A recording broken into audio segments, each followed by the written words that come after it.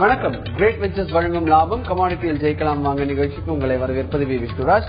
இன்றைய நிகழ்ச்சியில் commodity trading குறித்து விவாதிக்க உள்ளோம். நேயர்கள் தங்களது சந்தேகங்களை கேட்கலாம். உங்களுடைய சந்தேகங்களுக்கு விளக்கங்களை தருவதற்காக கிரேட் வெஞ்சர்ஸ் நிறுவனத்தின் நிறுவனர் திரு ஹரிஹரன் காத்திருக்கிறார். வணக்கம் சார். வணக்கம் சார். லாஸ்ட் வீக் சந்தை எப்படி முடிந்தது, முதல்ல அதை பற்றி சொல்லிடுங்க. அதுக்கப்புறம் இந்த வாரம் எப்படி இருக்கும் அப்படின்றத பத்தி பேசுவோம். சென்ற வார சந்தை நம்ம சொல்லிட்டே இருந்தோம். $1280 மேல் தங்கம் ஏறி ஒரு நாள் முடிவடைந்தால் அங்கிருந்து அப் ட்ரெண்ட் அப்படின்னு சொல்லியிருந்தோம். அதுக்கேற்ற மாதிரியே மார்க்கெட் ஒவ்வொரு நாளும் படிப்படியாக ஏறி $1319 பக்கம் முடிவடைஞ்சிருக்கு வெள்ளிக்கிழமை மாலை. இன்று அமெரிக்க சந்தை விடுமுறை இருந்தாலும் அமெரிக்க சந்தை ஸ்பாட் மார்க்கெட்டோட விலை வந்து இன்று காலையும் ஏறிக்கிட்டு தான் இருக்கு. அதாவது $1326 பக்கம் வந்துட்டு இருக்கு. இது டெக்னிக்கலா நம்ம முன்னாடி கணிச்ச விஷயம். அடிப்படையா எடுத்து பார்த்தோம் அப்படின்னா அமெரிக்காவில் அந்த உற்பத்தி சதவீதம் வந்து ரொம்ப குறைஞ்சிருக்கு. அதனால வந்து அமெரிக்க பொருளாதாரம் கொஞ்சம் பலகீனமா இருக்குங்கிறனால டாலர்ல இருக்க முதலீடுகள் தங்கத்துக்கு மாறுது அப்படிங்கிறது குறிப்பிடத்தக்க விஷயம். அது மட்டும் இல்லாமல் மேலும் இந்த வாரம் டாலரும் சரி யூரோவும் சரி கொஞ்சம் வீக் ஆகிறதுக்கான சான்சஸ் நிறைய இருக்கு. அப்படிங்கறதுனால தங்கமும் வெள்ளியும் கொஞ்சம் ஏற ஆரம்பிக்கலாம், கொஞ்சம் நல்லாவே ஏற ஆரம்பிக்கலாம் நினைக்கிறேன். அது மட்டும் இல்லாமல் தங்கத்துல வந்து ஹெட்ஜ் ஃபண்ட்ஸ் அதிகமாயிட்டு இருக்கு.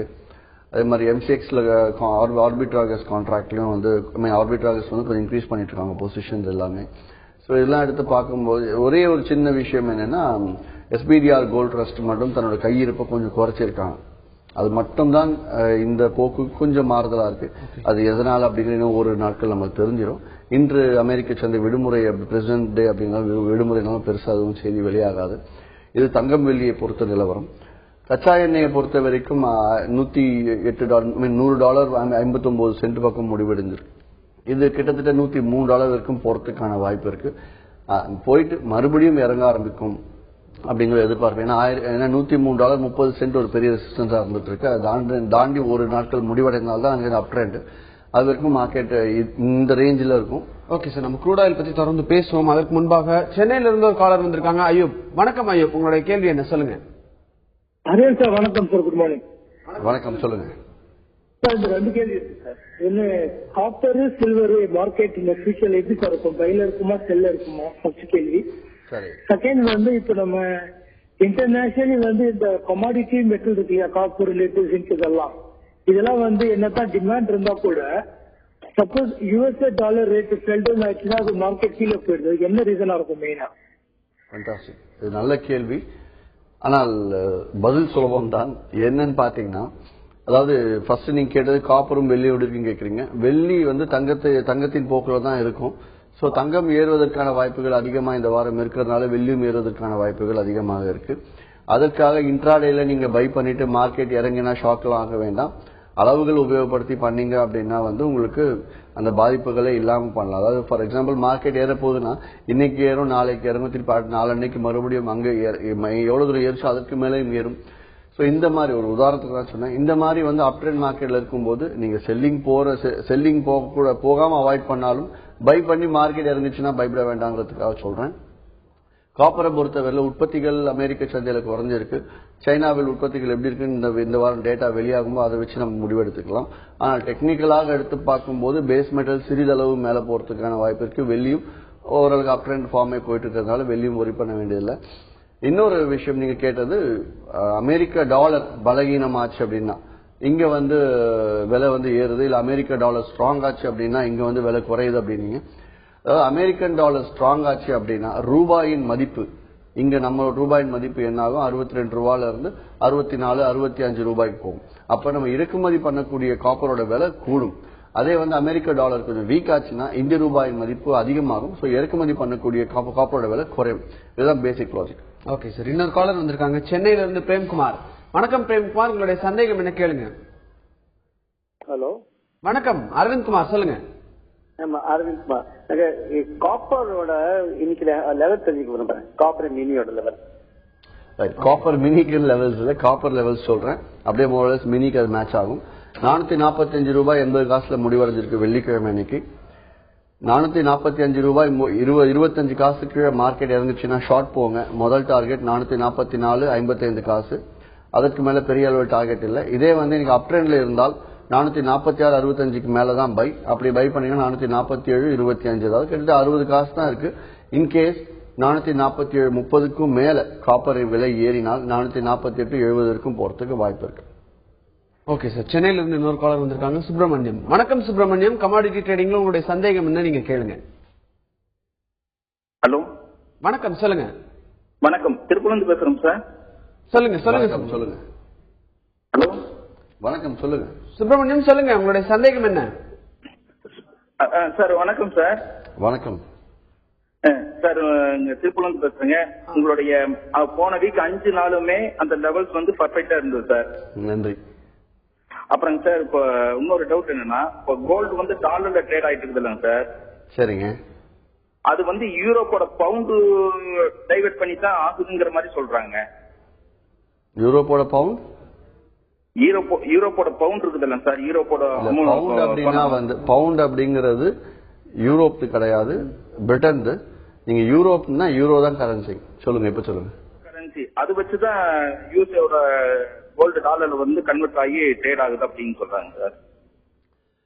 அதாவது பிசிக்கல் ஃபியூச்சர்ஸ் அப்படின்னு 2 இருக்கு. அதாவது பிசிக்கல்னா நிஜ வியாபாரம் அப்படிங்கிறது, ஸ்பாட் மார்க்கெட் ஆர் ஃபியூச்சர் மார்க்கெட்னு வச்சுக்கலாம். நீங்க இன்னும் கரெக்டா சொல்லணும்.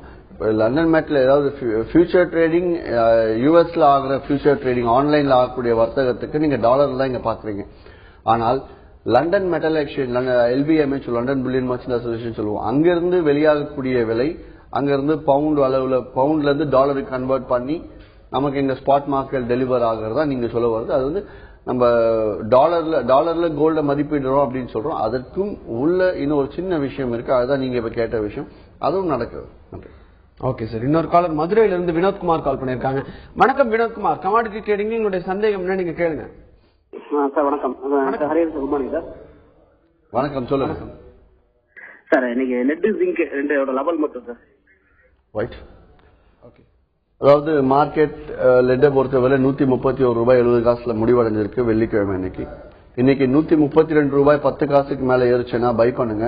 பெரிய அளவு டார்கெட் இல்லைன்னா வெள்ளிக்கிழமை மார்க்கெட் மூவ்மெண்ட் குறைவு அப்படிங்கறதுனால ஃபர்ஸ்ட் டார்கெட் 132.30 20 டார்கெட் தான். அதனால பெருசா லாபம் பார்க்க முடியாது. இருந்தாலும் அந்த 20 லாபம் அப்படிங்கிறது கிரேட் வெஞ்சர்ஸ்ல ட்ரேடிங் பண்ணீங்கன்னா 5 எடுக்கும் போதே உங்களுக்கு புரோக்கரேஜ் போ லாபம் வருது. மிச்சம் இருக்க 15 நீங்க கவர் பண்ணீங்கன்னா ஈஸியா உங்களுக்கு ஒரு $750 வரதுக்கான வாய்ப்புகள் அதிகமாகவே இருக்கு இதுல.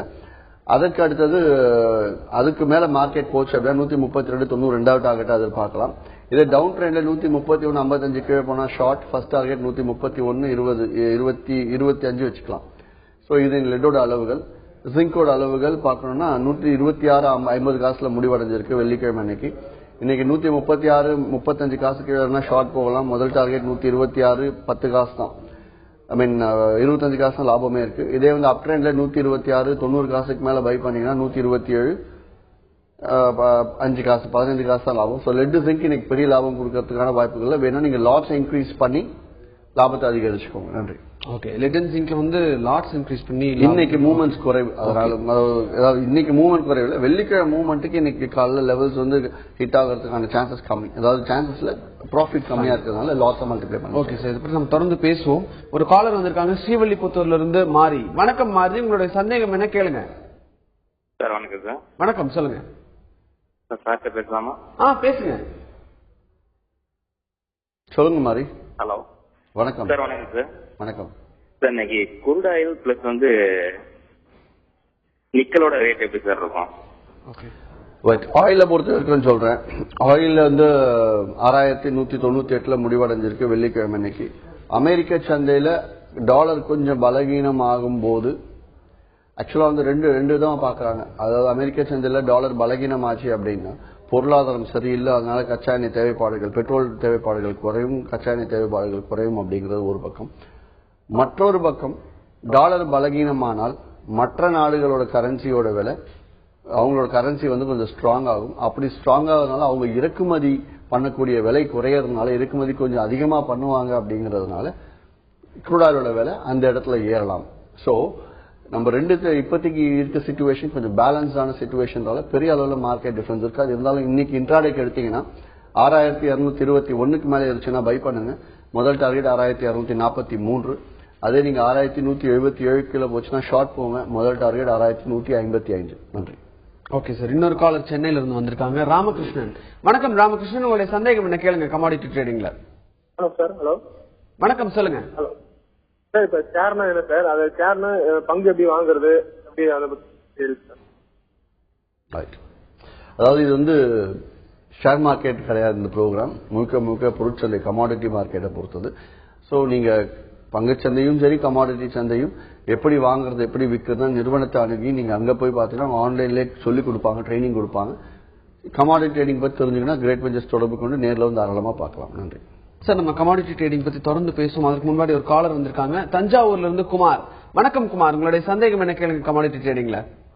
ஹரிகரன் சார். வணக்கம் சார், குட் மார்னிங். வணக்கம், சொல்லுங்க. சில்வர் வந்து டாலர்ல $19 20.60 ரேஞ்சு போனா இருந்தது. அது எம்சிஎக்ஸ்ல 43க்கும் 46,000 இடையில ரேஞ்சு போனா இருந்தது. இப்ப பிரேக் அவுட் ஆயிருக்குது.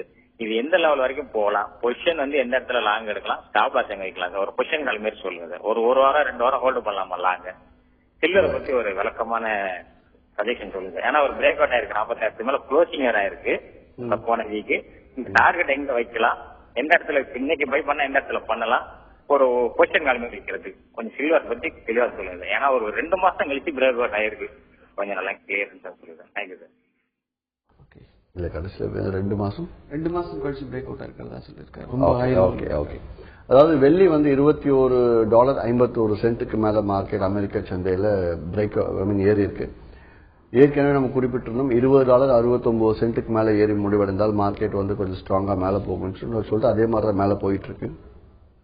தங்கத்தை பொறுத்தவரையில கிட்டத்தட்ட $40 தொடர்ந்து அதிகமாக ரொம்ப வேகமாக ஏறி இருக்கிறதுனால மேலும் ஏறும்ன்ற எதிர்பார்ப்பு இந்த வாரம் இருக்கிறதுனால, ஏன்னா வந்து ஜானட் எலன் சொல்லியிருக்காங்க இந்த ஸ்டிமுலஸ் குவான்டிட்டிவ் ஈசிங் QE3 இந்த பேக்கேஜை வந்து இப்போதைக்கு கொஞ்சம் தடை செய்யலாம் அப்படிங்கிற மாதிரியும் இருக்கு. இல்ல ஒரு மாதம் அதை குறைக்கலாம் அப்படிங்கறத இப்போதைக்கு நிப்பாட்டலாம் அப்படிங்கிற மாதிரி ஒரு விதமான சந்தேகத்தோடு போயிட்டு இருக்கு, டயலமோலே போயிட்டு இருக்கு.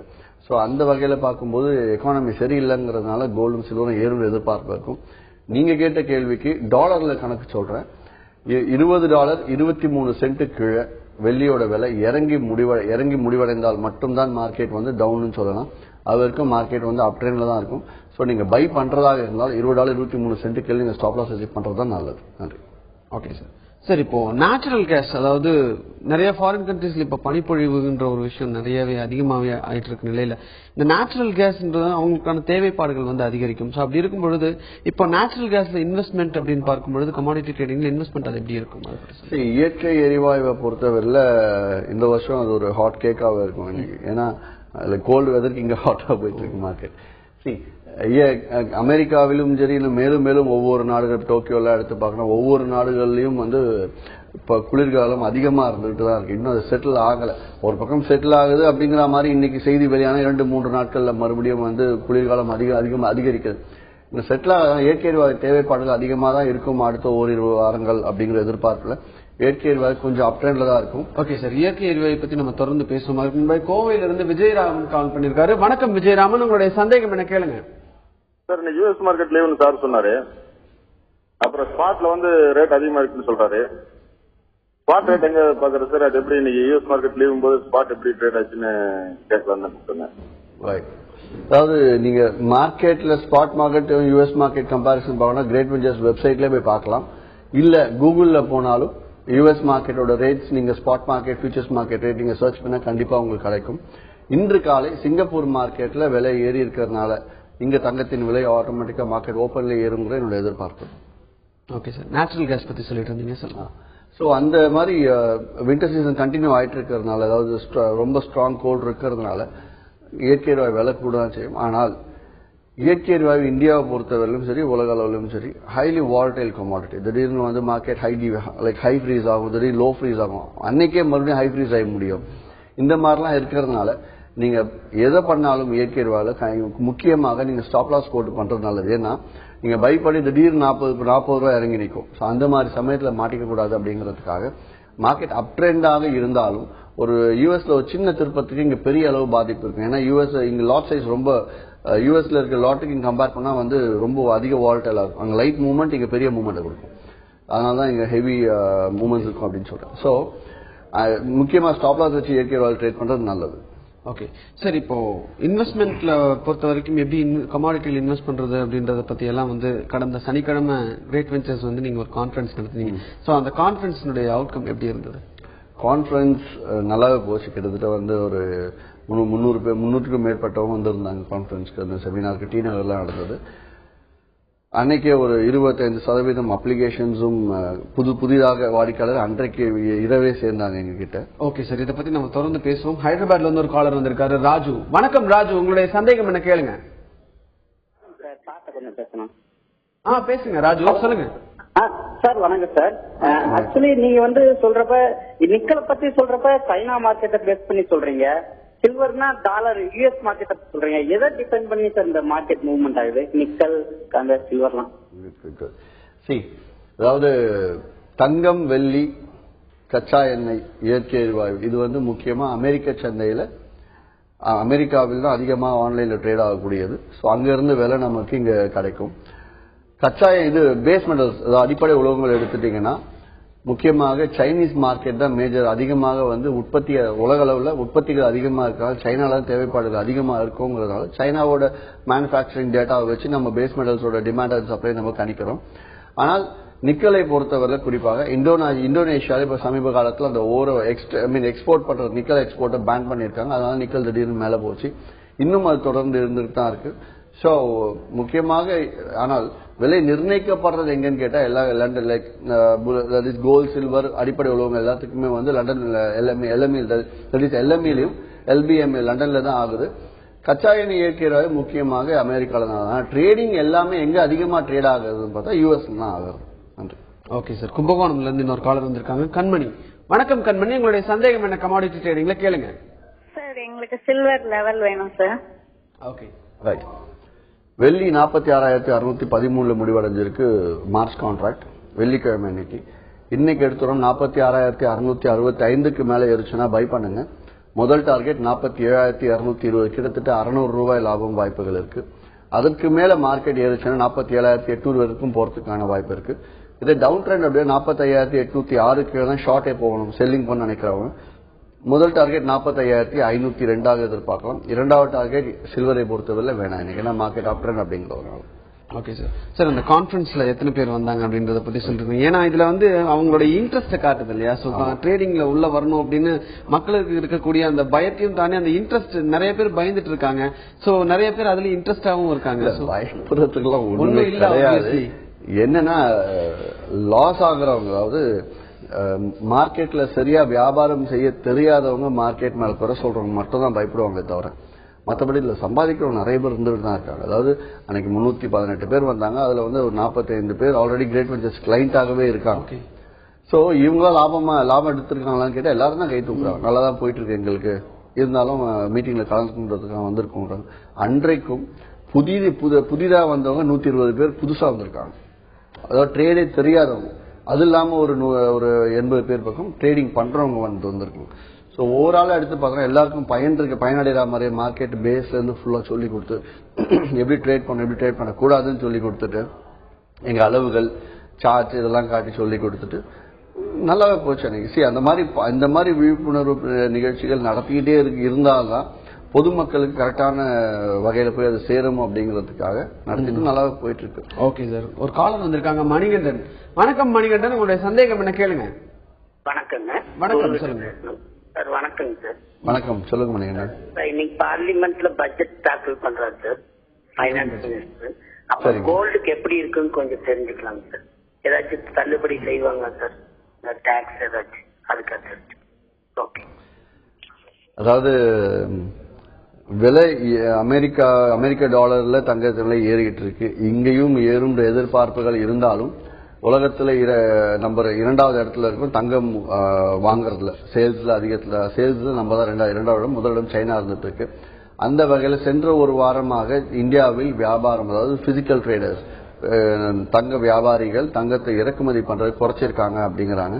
என்ன காரணத்துக்காக நீங்க சொல்ற அந்த பட்ஜெட்ல இறக்குமதி வரி ஏதாவது குறைப்பாங்களா அப்படிங்கிறதுக்காக அதை நம்ம பொறுத்திருந்தா பார்க்கணும். அப்படி இறக்குமதி வரி எத்தனை இன்கேஸ் குறைச்சாங்க, எத்தனை சதவீதம் குறைக்கிறாங்களோ அத்தனை சதவீதம் உடனடியாக தங்கத்தின் விலை குறையும். அதாவது மார்க்கெட் அப் ட்ரெண்ட்னு சொல்லியிருக்காங்க யூஎஸ் பேஸ் பண்ணி பார்க்கும்போது. ஆனா இந்த இறக்குமதி வரி குறைத்தாங்கன்னா டைரக்டா என்ன டைம்னாலும் மார்க்கெட் இறங்கும் தங்கத்தில்.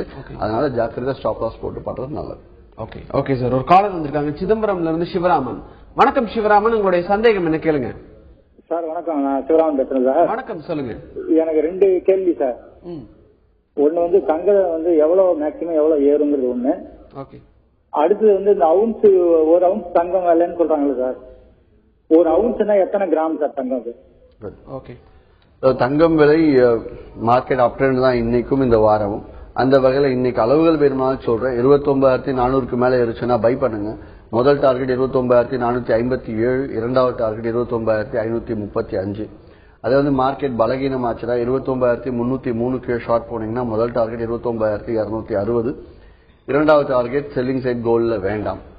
சோ மற்றபடி அவுன்ஸ் கேட்டீங்க. ஒரு அவுன்ஸின் விலை வந்து 31 கிராம் 31.10528 சொல்லிட்டு ஒரு பெரிய டெசிமல் போகும். நம்ம அப்ராக்சிமேட்டா 31 கிராம் ஒரு அவுன்ஸின் விலை நம்ம எடுத்துக்கலாம். Okay sir. இன்னைக்கு நேச்சுரல் கேஸ்னுடைய லெவல்ஸ் பத்தி சொல்லுங்க சார். முக்கியமானது, அதாவது 324 ரூபாய் 40 காசுல முடிவடைஞ்சிருக்கு வெள்ளிக்கிழமை. இன்னைக்கு எடுத்துட்டோம்னா 329 ரூபாய் 15 காசுக்கு மேல ஏறிச்சுன்னா பை பண்ணுங்க. முதல் டார்கெட் 332 ரூபாய் 15 காசு, இரண்டாவது டார்கெட்டும் வாய்ப்பு இருக்கு 339 ரூபாய் 90 காசு. ஏன்னா வந்து குளிர்காலம் அதிகமாக தான் இருக்கு அப்படிங்கிற மாதிரி ஒரு செய்தி வெளியானதுனால. அதே வந்து 322 ரூபாய் 25 காசுக்கு தான் ஷார்ட்டே போகணும். போனால் முதல் டார்கெட் 318 ரூபாய் 40 காசாக எதிர்பார்க்கலாம். Okay sir. இவ்வளவு நேரம் கமாடிட்டி ட்ரேடிங்ல எப்படி ட்ரேடிங் பண்ணணும், அது போக கோல்டு, சில்வர், நிக்கல் இந்த மாதிரியான கமாடிட்டிஸ்க்கு லெவல்ஸ் எல்லாம் சொன்னீங்க. உங்க தகவல்களுக்கு நன்றி. நன்றி, வணக்கம். கிரேட் வெஞ்சர்ஸ் வழங்கும் லாபம் கமாடிட்டியில் ஜெயிக்கலாம் வாங்க நிகழ்ச்சி நிறைவடைந்தது. இணைந்திருங்கள் தந்தி டிவியுடன்.